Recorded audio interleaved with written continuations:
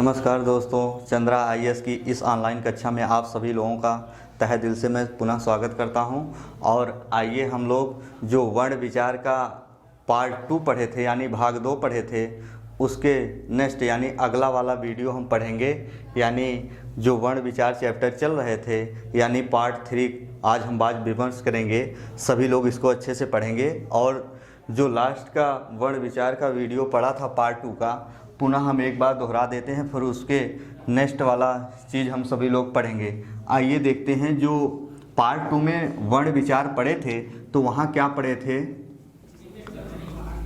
ओष्ठ की क्रियाशील के आधार पर स्वर के प्रकार। क्या दोस्तों, ओष्ठ की क्रियाशील के आधार पर स्वर के प्रकार। लास्ट वाला जो वीडियो पढ़ा था वर्ण विचार का पार्ट 2 में ये चीज़ हम पढ़े थे। पुनः एक बार इस बात को दोहरान कर दे रहा हूँ। तो इसमें हम बताए थे इसके कितने पार्ट हो जाते हैं ओष्ठ के आधार पर 2।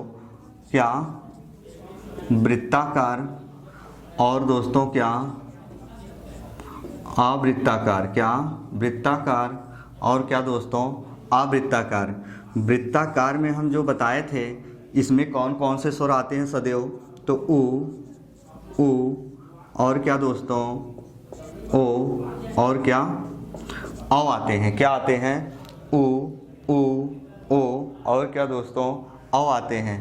अवृत्ताकार में जब हम स्वर पढ़े थे स्वरों की संख्या 11 होती थी, उनमें से जब हम 4 निकाल देंगे दोस्तों तो संख्या कितनी बच जाएगी हमारी 7 बच जाएगी। कितनी बच जाएगी 7 बच जाएगी। तो 7 वही बचेंगे जो कौन कौन से, जब ये चीज़ हम यहाँ रख दिए 11 में से इन 4 को, तो जो 7 हमारे बचेंगे वही सेम कौन कौन से हो जाएंगे दोस्तों। इसमें आ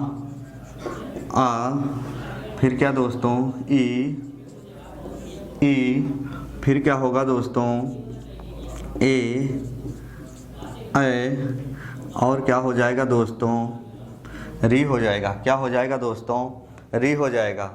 देखिए जब मैं 4 निकाल दिया पूरा 11 स्वरों में से ये उ ओ औ, तो बचे क्या हमारे आ ई ए और क्या दोस्तों री बचा। क्या बचा दोस्तों री बचा। अगर पूछे वृत्ताकार स्वर कितने होते हैं 4 और पूछे अवृत्ताकार स्वर कितने होते तो कितने हो गए 2 2 4 2 6 1 दोस्तों क्या 7। और हम बताए थे पूर्व के वीडियो में जो हमारा एक ये होता है, देखो आगत स्वर। क्या आगत स्वर, ये हमारा क्या हुआ दोस्तों आगत स्वर। और अगर ना समझ पाना तो इसको कहते हैं क्या अर्धचंद बिंदु। क्या दोस्तों अर्धचंद बिंदु। क्या कहते हैं अर्धचंद बिंदु। तो ये जो है अर्धचंद बिंदु है। और यहाँ जब हम चंद्रमा जैसा एक बिंदी रख देंगे तो चंद्रमा का निशान लग गया। ऐसे चंद्रमा होती थी, क्या हो गया चंद्र बिंदु हो गया। क्या हो गया चंद्र बिंदु हो गया।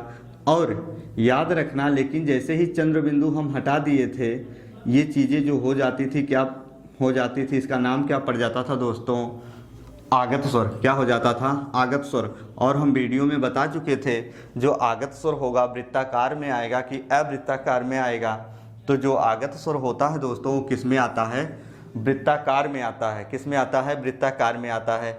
लेकिन एक बात सदैव अपने मस्तिष्क पटल में उसका चित्त, उसका प्रतिबिंब, उसका बिंब उभर के जरूर याद करा लेना कि अगर पूछे कि वृत्ताकार स्वर कितने प्रकार के होते हैं सदैव, तो 4 ही विकल्प का चयन करना। कितने 4।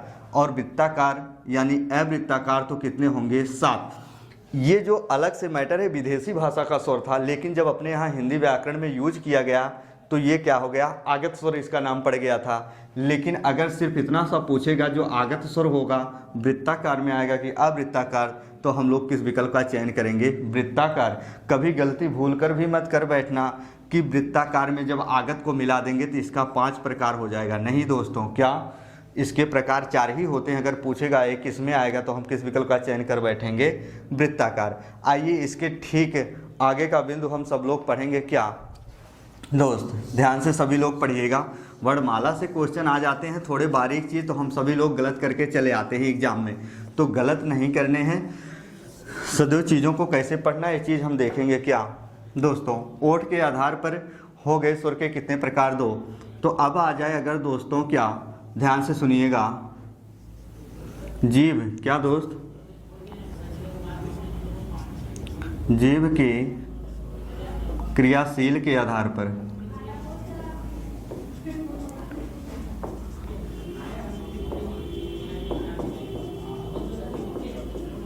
स्वर के प्रकार। क्या दोस्तों, ध्यान से सुनिएगा, ओष्ठ की क्रियाशील के आधार पर स्वर के प्रकार तो कितने भागों में डिवाइड किए गए थे? 2। लेकिन जैसे ही मैंने नाम लिया दोस्त, क्या जीव की क्रियाशील के आधार पर स्वर के प्रकार, तो हम सब लोग किस विकल्प का चयन करेंगे दोस्तों? 3 का। किस विकल्प का चयन करेंगे दोस्त? 3 का।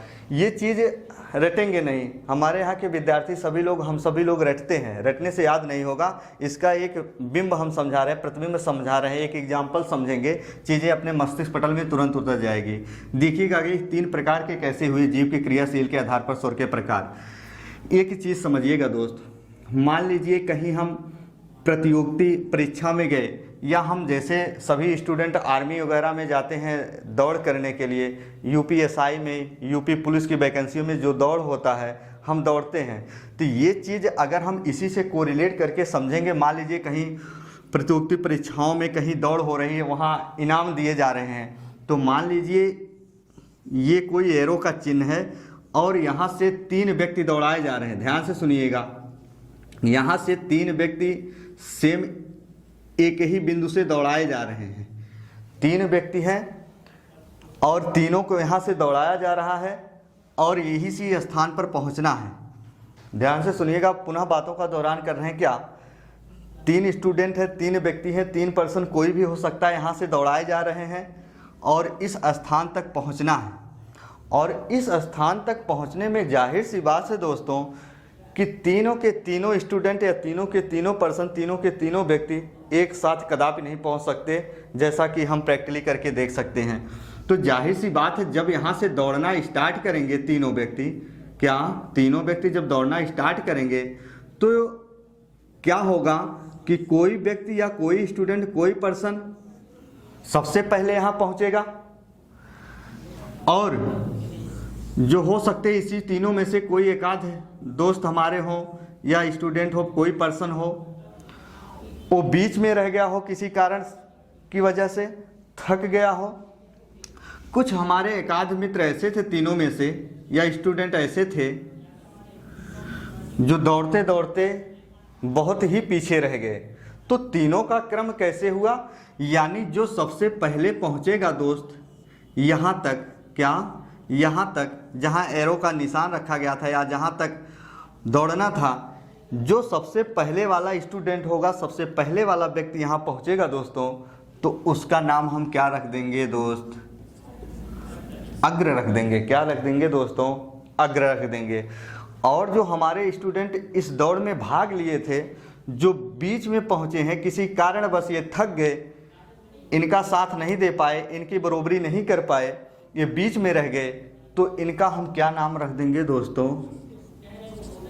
मध्य। क्या रख देंगे दोस्तों? मध्य। और जो सबसे पीछे हमारे स्टूडेंट थे या पर्सन से, कोई व्यक्ति थे एकदम पीछे रह गए, उनका नाम हम क्या रख देंगे दोस्तों? पश्च रख देंगे। क्या रख देंगे दोस्तों? पश्च रख देंगे। और यहाँ देखना, पुनः बातों का दोहरान कर रहा हूँ, हम पढ़ क्या रहे हैं दोस्त? जीव की क्रियाशील के आधार पर स्वर के प्रकार। तो हम क्या पढ़ रहे हैं दोस्तों? स्वर। और इन्हीं के जस्ट पीछे हम क्या लिख देंगे दोस्तों? स्वर। क्या? स्वर। तो पहला प्रकार जो होगा अग्र स्वर होगा जीव की क्रियाशील के आधार पर, दूसरा क्या होगा? मध्य स्वर होगा जीव की क्रियाशील के आधार पर, और तीसरा जो होगा दोस्तों वो हमारा कौन सा स्वर होगा जीव की क्रियाशील के आधार पर? पश्च स्वर होगा। क्या होगा? पश्च स्वर। आइए देखते हैं कैसे हम इस चीज़ों को पढ़ेंगे। तो हमें चीज़ों को रटना नहीं है, बहुत कोरिलेट करके अच्छे से पढ़ना है चीज़ें क्या कैसे हैं।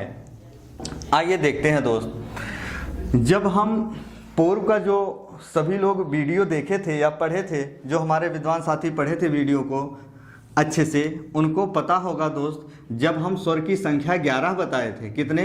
स्वर की संख्या 11 बताए थे, तो इन 11 में से हम बताए थे दोस्तों जो ए होता है, क्या? ए, आ नहीं दोस्त, क्या ए। हम बताए थे दोस्तों ए की कोई मात्रा नहीं होती, ए की कोई मात्रा नहीं होती, और हम बताए थे ए ही हमारा क्या होता है दोस्तों, उदासीन स्वर होता है। क्या होता है दोस्तों, उदासीन स्वर होता है। क्या होता है, उदासीन स्वर होता है। और ये भी हमें वीडियो में पता चल चुके होंगे, जो लोग पढ़े होंगे अच्छे से, जो लोग नहीं पढ़े होंगे वीडियो को रिवर्स करके पुनः देखेंगे। इसे ही क्या कहा जाता है दोस्तों, क्या कहा जाता है, मध्य स्वर। क्या कहा जाता है, इसी ए को क्या कहा जाता है, मध्य स्वर भी कहा जाता है दोस्तों। अर्थात इसका दूसरा नाम हम लेना चाहें, इसी का दूसरा नाम क्या होगा दोस्तों, केंद्रीय स्वर होगा।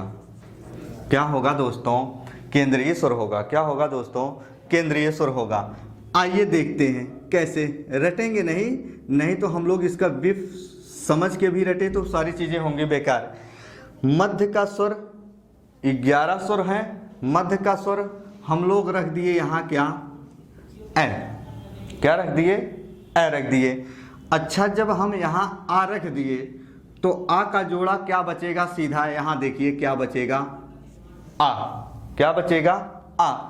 तो जाहिर सी बात है यहाँ जब हम मध्य स्वर यहाँ रख दिए, इतना सा ध्यान रखना, अब इसमें कोई भी स्वर नहीं रखना है, क्योंकि मध्य का स्वर केंद्रीय स्वर यही कहलाता है, सिर्फ उदासीन स्वर कहे तो इसी का नाम है। तो पश्च स्वर में हम अगर रखना चाहें तो ध्यान से सुनिएगा। पश्च स्वर में अगर हम ए के बाद क्या लिख दें, आ के बाद फिर लिख दिए दोस्तों क्या, ऊ के बाद लिख दिए क्या, बड़ऊ, और बड़ऊ के बाद क्या लिख दिए दोस्तों, ओ के बाद क्या लिख दिए दोस्तों, औ लिख दिए। रटने वाली चीज़ें नहीं पढ़ेंगे, इसके मैं ट्रिक भी बता रहा हूँ दोस्तों, हमेशा के लिए आपके मस्तिष्क पटल में ये छा जाएगा। जब भी आप विचार विमर्श करेंगे, इसका बिंब और प्रतिबिंब आपके मस्तिष्क पटल पर हमेशा के लिए उभर आएगा। देखिए पुनः क्या लिख दिए हम, ए था केंद्रीय स्वर, यहाँ बैठा दिए जिसका नाम था वही, फिर हमने बड़ा, छोटऊ, बड़ऊ, ओ यहाँ रख दिया। इतना सा चीज़ याद रखिएगा। इसकी मैं ट्रिक भी बता दे रहा हूँ दोस्त, जब मध्य का स्वर यहाँ रख दिए तो यहाँ आ जाओ, देखो इन सभी में 3 जैसी आकृति बन रही। देखो 3 लिख के आ इसे करेंगे, यहाँ भी 3 का एरो बन रहा है, इसमें भी 3 का एरो बन रहा है, इसमें भी 3 का एरो बन रहा है, इसमें भी 3 का एरो बन रहा है। इसी पे जब मात्रा लगा दोगे तो आ हो गया, इस पर पाई पार दोगे, सिरो रेखा गुजार दोगे ऊपर से, इसमें ऊ का मात्रा लगा दोगे, सिरो रेखा लगा दोगे, इसमें ओ का मात्रा लगा दोगे, इसमें दोस्तों औ का मात्रा लगा दोगे। हमारा कहने का प्रयास बस इतना था दोस्तों, क्या कि इन सभी में जो पश्च स्वर हैं, इन सभी में देखो जो डायग्राम बन रहा है, 3 की स्थिति सब में बन रही है। हमारा कहने का मतलब ये है, रटने की ज़रूरत नहीं पड़ेगी। जब आ और ये सारे के सारे स्वर इन दोनों में हम बैठा दिए तो 11 स्वरों में से दोस्त अब जो बच रहे हैं वो किस में आ जाएंगे दोस्तों, अग्र स्वर में आ जाएंगे। किस में आ जाएंगे, अग्र स्वर में। अब अग्र स्वर में मिला के ऐसे ही लिख सकते हैं आप सभी लोग, क्या आ जाएगा दोस्तों, ई। अब ई इसमें नहीं है, देख लो किसी में, और क्या नहीं है, बड़ी दोस्तों, क्या है, बड़ी। अब देखो जब यहाँ ई बड़ी बैठा दिए, अब आपको मस्तिष्क पटल में सोचना, बड़ऊ और छोटऊ तो इसमें है, और क्या नहीं है दोस्तों, यहाँ ए नहीं है। देखो कितना अच्छा बेहतरीन तरीका मिल रहा, क्या ए कहीं इसमें दिख रहे हैं, नहीं दिख रहे हैं ना, तो दोस्तों आपको दिखेगा क्या, ऐ ही दिखेगा। क्या दिखेगा ना, तो देखो कहीं ऐ ही दिखेगा, और बचा क्या दोस्तों आपका, री बचा। और री को कहाँ बैठा देंगे दोस्तों, यहाँ। सारा का सारा मैटर ही सॉल्व हो जाएगा दोस्तों। सबसे आसान तरीका आपको लगा। अग्र स्वर में क्या आएंगे, ई, ए, री, और मध्य स्वर में क्या आएगा, केंद्रीय स्वर, उदासीन स्वर, इसकी कोई मात्रा नहीं होती दोस्तों। पश्च स्वर में क्या आएगा, आ, उ, ओ, और क्या दोस्तों, औ। आइए हम देखते हैं, ये रहा हमारा इसका विफ की जीव की क्रियाशील के आधार पर अगर स्वर के प्रकार पूछे तो 3 अग्र स्वर, मध्य स्वर और क्या दोस्तों, पश्च स्वर। आइए हम आगे देखते हैं आगे क्या होगा दोस्तों, क्या आगे हम पढ़ेंगे दोस्तों, क्या देखिए चीज, क्या तालु के आधार पर, क्या तालु के आधार पर, चलो देखते हैं दोस्तों, क्या ये चीजें हो गई, क्या जीव की क्रियाशील के आधार पर हो गया, अब देखते हैं क्या, तालु की स्थिति के आधार पर स्वर के प्रकार। क्या दोस्तों, तालु की स्थिति के आधार पर स्वर के प्रकार।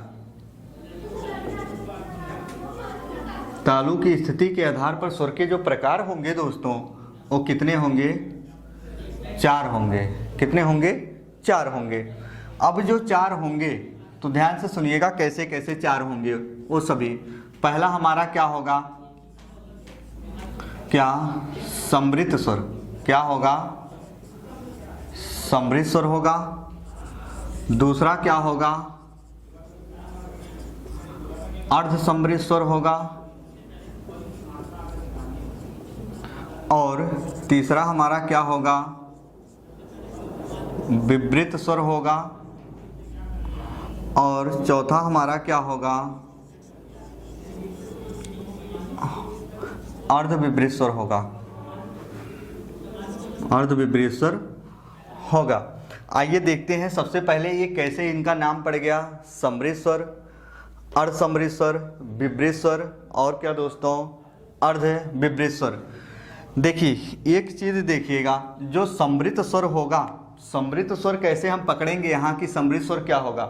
तो समृत स्वर का मतलब ये हुआ, थोड़ा हम प्रैक्टिकली करके देखते हैं, यानी जिन वर्णों का उच्चारण या जिन ध्वनियों का उच्चारण करते समय क्या, जिन वर्णों का उच्चारण, जिन ध्वनियों का उच्चारण करते समय हमारे मुख का क्या, हमारे मुख का अगला भाग क्या दोस्तों, हमारे मुख का अगला भाग जब बंद हो जाए, यानी जिन वर्ण का उच्चारण करते समय, जिन ध्वनियों का उच्चारण करते समय हमारा मुख का अगला भाग जब बंद हो जाता है दोस्तों, उन्हीं को क्या कहा जाता है?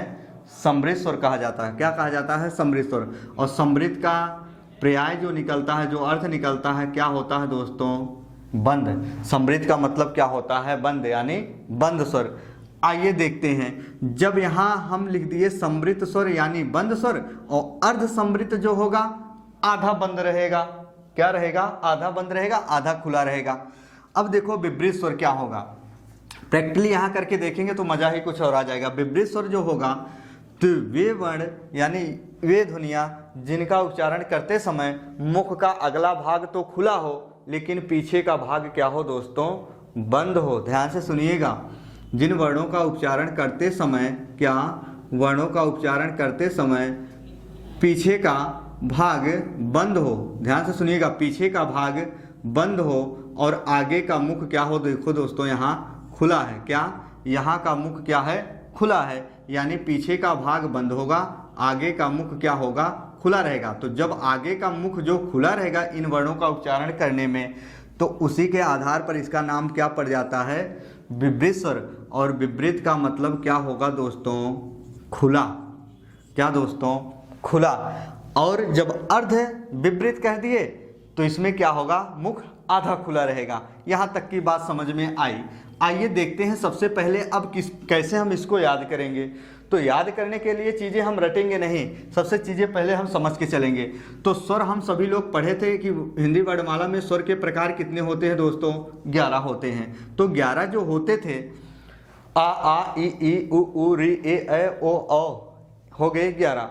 तो 11 स्वरों में से सबसे ज़्यादा वर्णों का जब उच्चारण करेंगे तो सबसे ज़्यादा मुख किसमें खुलेगा दोस्तों? आ में खुलेगा। किसमें खुलेगा? आ में। आ यानी बड़ा, यानी दीर्घ। किसमें खुलेगा दोस्तों? दीर्घ आ में खुलेगा। किसमें खुलेगा दोस्तों?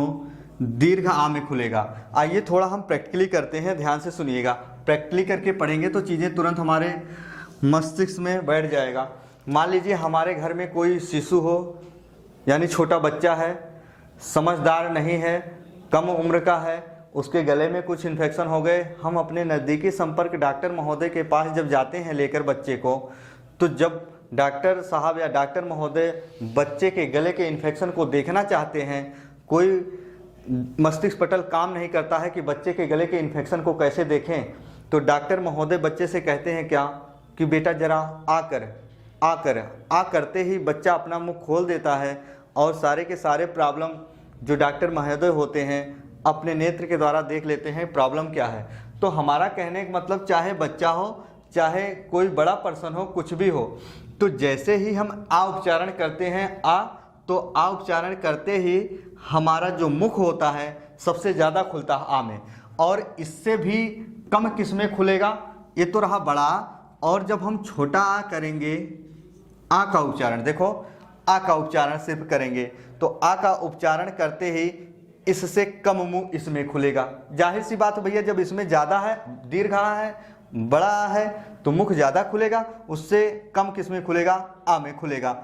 आइए देखते हैं, अब ध्यान से सुनिएगा। अब और क्या चीज़ लिखना है, ये चीज़ें सिर्फ इसमें मैंने लिख दिया, अब और कहीं कुछ नहीं लिखना है। देखो क्या, जो अर्धविपरीत स्वर है, अब हम इसमें क्या रख देंगे दोस्तों? अय, और क्या रख देंगे? और रख दिए दोस्तों, क्या रख दिए? अय और औ।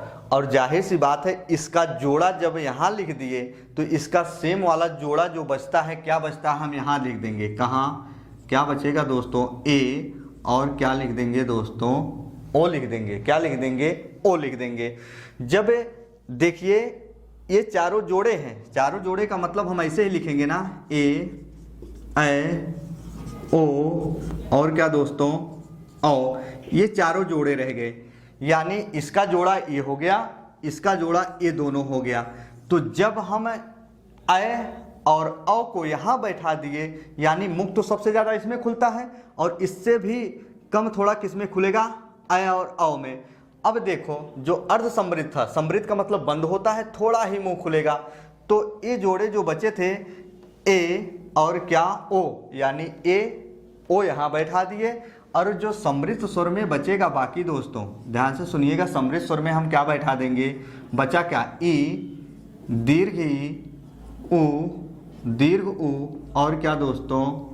री बचा। क्या बचा दोस्तों? री बचा।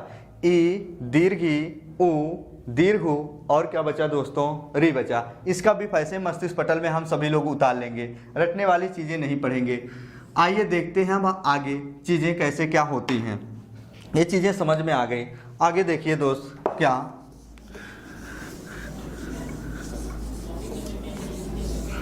आगे देखते हम कि सजातीय स्वर क्या होते हैं और विजातीय स्वर क्या होते हैं। एग्जाम में पूछे गए हैं प्रश्न सदैव।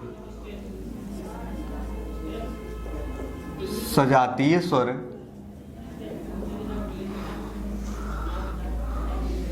और विजातीय स्वर। क्या? सजातीय स्वर और विजातीय स्वर।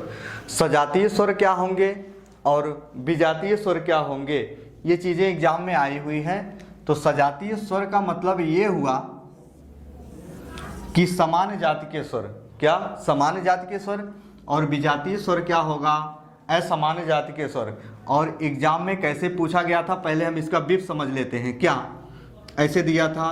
अ, आ, ई या ई, फिर दिया था क्या? आ, ई, और ये चार विकल्प थे ऐसे। एग्जाम में पूछा गया था इनमें से कौन सा विजातीय स्वर है, इनमें से कौन सा विजातीय स्वर है। तो देखो, अ सेम जाति के स्वर हो गए, ई सेम जाति के स्वर हो गए, ई सेम जाति के स्वर हो गए। लेकिन दोस्तों अ और ई सेम जाति के स्वर नहीं है, ये क्या हो गए? हमारे विजातीय स्वर हो गए। क्या हो गए? विजातीय स्वर हो गए। हमारा कहने का आस ये हुआ, सजातीय स्वर में हम कैसे लिख लेंगे? आ का मेल आ सकता है, ई दीर्घ ई का मेल आ सकता है, ई का मेल आ सकता है, उ का मेल आ सकता है। लेकिन जो विजातीय स्वर होगा, अब कहो भैया कि आ के साथ ई का मेल करा दें तो चीज़ें हो जाएंगी गड़बड़। आ के साथ ई का मेल करा दिए, आ के साथ उ का मेल करा दे दोस्तों। किसका मेल करा दें? उ का करा दें। या हमारा कहने का आ से ई के साथ ए का मेल करा दें, या ऐसे दीर्घ ई के साथ उ का मेल करा दें। तो देखो ये विजाती है, अलग अलग प्रकार के स्वर आ गए।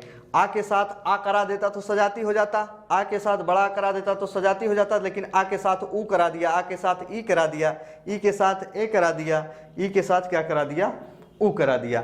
तो ये क्या हो गए हमारे विजातीय स्वर। आइए देखते हैं हम आगे और क्या चीज़ें हैं। ये हो गए सजाती और विजाती। और देखते हैं आगे क्या चीज़ें इसमें हैं वर्ण विचार में। देखो दोस्त आगे एक होता है अनुनासिक, एक होता है निरनुनासिक।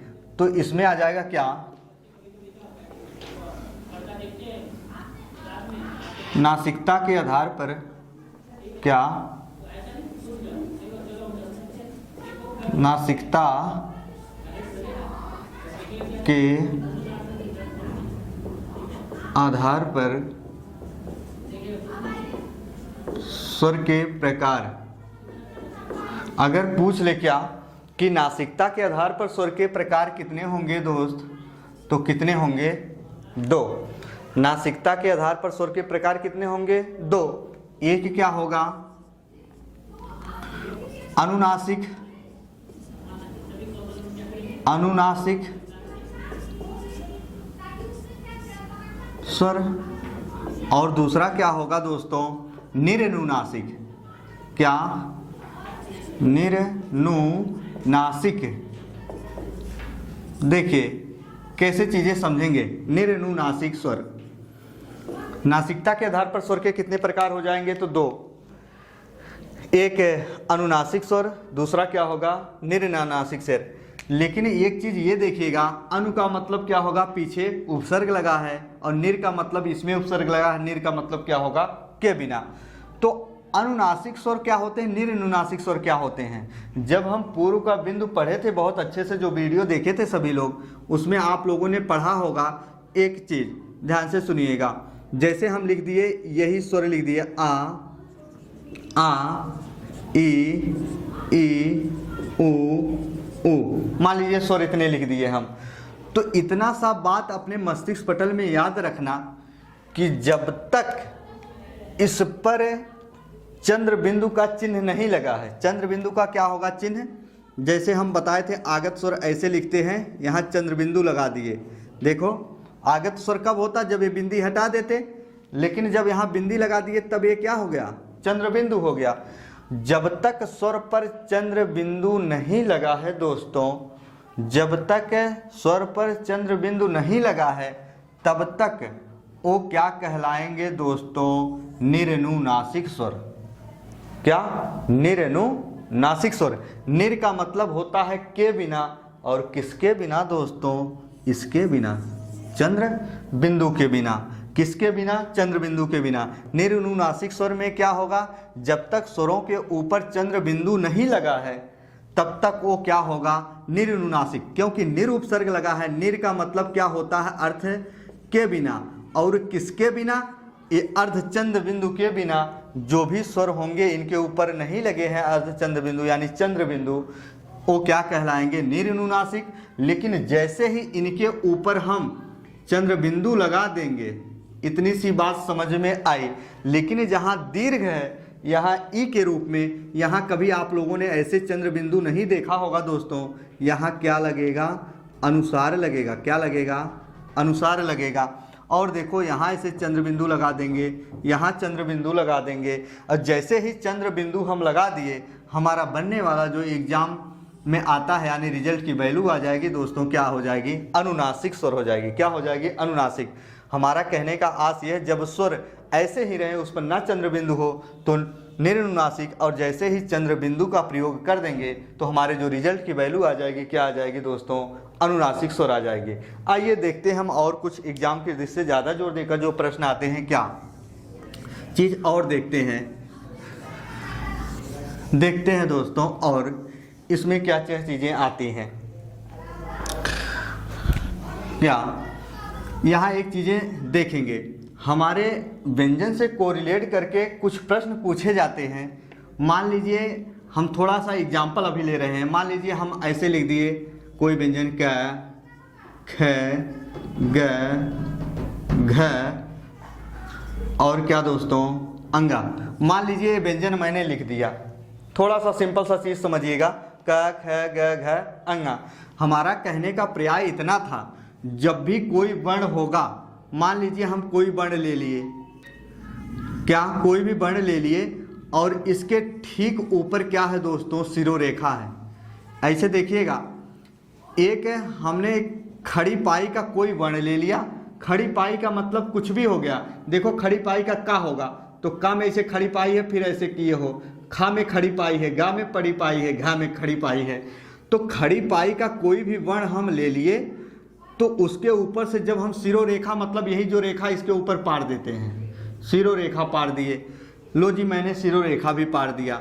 तो बस इतना सा याद रखिएगा सदैव, जब कोई खड़ी पाई का वर्ण हो या वैसे ही गोल ही क्यों ना वर्ण हो, देखिए अंगा भी गोल वर्ण है। तो बस हम इतना सा समझाना चाहते हैं दोस्तों, जब खड़ी पाई या बिना खड़ी पाई के कोई भी वर्ण होगा, अगर खड़ी पाई के ठीक ऊपर कोई बिंदी का प्रयोग हुआ है तो उसको क्या कहेंगे, खड़ी पाई के ठीक राइट साइड यहाँ कोई अगर बिंदु लगा है, यानी ऐसे चिन्ह लगा है, इसको क्या कहेंगे। और इस खड़ी पाई के ठीक नीचे कोई अगर ऐसे बिंदी का संकेत दिया जा रहा तो इसको क्या कहेंगे। और इस कड़ी पाई के ठीक लेफ्ट साइड इधर अगर कोई बिंदी का प्रयोग हुआ हो दोस्तों तो उसे क्या कहेंगे, आइए देखते हैं। तो जो खड़ी पाई के ठीक ऊपर होगा इसको क्या कहेंगे दोस्तों, अनुसार कहते हैं। क्या कहते हैं, अनुसार का चिन्ह कहते हैं। क्या कहते हैं, अनुसार का चिन्ह कहते हैं। और जो खड़ी पाई के ठीक इधर प्रयोग किया गया है, ये बिंदी का प्रयोग, इसे क्या कहेंगे, पंचमाक्षर कहेंगे। क्या, पंचमाक्षर कहेंगे दोस्तों। क्या कहेंगे, पंचमाक्षर कहेंगे। पंचमाक्षर का मतलब ये हुआ, जैसे हम प्रयोग कर देते हैं, क्या ऐसे लिख दिए अंगा, क्या लिख दिए अंगा। देखो यहाँ बिंदी का प्रयोग होता है अंगा में। तो पंचमाक्षर, किसी भी वर्ग का जो पंचमाक्षर अक्षर होता है, किसी भी वर्ग के वर्ण का जो पांचवा अक्षर होता है, वही क्या कहलाता है, पंचमाक्षर। तो पंचमाक्षर में जैसे कै वर्ग का पांचवा अक्षर क्या होता है, अंगा। तो अंगा में देखेंगे यहाँ बिंदी श्योर होगा दोस्तों। आइए देखते हैं, जैसे मैंने यहाँ अनुसार चिन्ह का प्रयोग किया, अनुसार में जैसे हम लिखते हैं कंस या लिख देते हैं अंश, तो अंश ऐसे लिखते हो तो ये क्या हुआ, अनुसार हुआ। क्या हुआ, अनुसार हुआ। आइए देखते हैं, जो नीचे का ये बिंदी लगा है ये क्या संकेत दे रहा हमारा, ये जो हमारा होता है ये क्या देता है दोस्तों, उत्क्षिप्त। क्या, उत्क्षिप्त, या इसी को कहते हैं क्या, ताड़न जात। इसको कौन सा चिन्ह कहते हैं, उत्क्षिप्त या ताड़न जात। जैसे हम प्रयोग करते हैं डा से डमरू, ढा से ढक्कन दोस्तों, ऐसे देखो जैसे लिखते हैं क्या, डा ढा, देखो नीचे लग गया, यही नीचे लगता है, डा ढा, ढा से ढक्कन, ढा से डमरू, हम बचपन में पढ़ा करते थे। तो ये क्या हो गया, ताड़न जात या उत्क्षिप्त का चिन्ह होता है। आइए ये दोस्तों बहुत ही इंपॉर्टेंट, टीजीटी पीजीटी में पूछा गया प्रश्न 2019 में, ये जो बिंदी है ये क्या दर्शाता है। तो ये जो दर्शाता हमारा क्या दर्शाता है दोस्तों, नुक्ता का चिन्ह। क्या, नुक्ता। क्या, नुक्ता। और नुक्ता आप सभी लोगों को पता होगा, जैसे हम ये लिख दिए कै, ख, प, फ, और इनके साइड में अगर हम दोस्तों यहाँ लगा देते हैं ये बिंदी, तो ध्यान रखिएगा ये विदेशी भाषा के ही शब्द कहलाते हैं। जब हम पढ़ेंगे विदेशी भाषा के शब्द, अरबी भाषा के शब्द या फारसी भाषा के शब्द कैसे बनते हैं, तो इतना सा अभी हम लोग इस वीडियो में जानकारी प्राप्त किए दोस्तों। इतना सा ये भी याद रखिएगा, किसी भी वर्ण के ठीक लेफ्ट साइड में अगर हम किसी बिंदी का प्रयोग कर देंगे तो अरबी भाषा के वर्ण कहलाएंगे या शब्द कहलाएंगे, जिस वर्ण के आगे लगेगा ये। तो इस वीडियो में इतनी सी जानकारी हम प्राप्त किए दोस्तों, और ये वीडियो हम सभी लोग अच्छे से पढ़ेंगे और इसके बाद नेक्स्ट का वर्ण विचार एक आध वीडियो में और पढ़ जाएंगे। और ये भी रहा हमारा आपसे निवेदन दोस्तों, अगर मेरा वीडियो अच्छा लगे तो लाइक और शेयर तथा सब्सक्राइब जरूर करिएगा दोस्तों। धन्यवाद।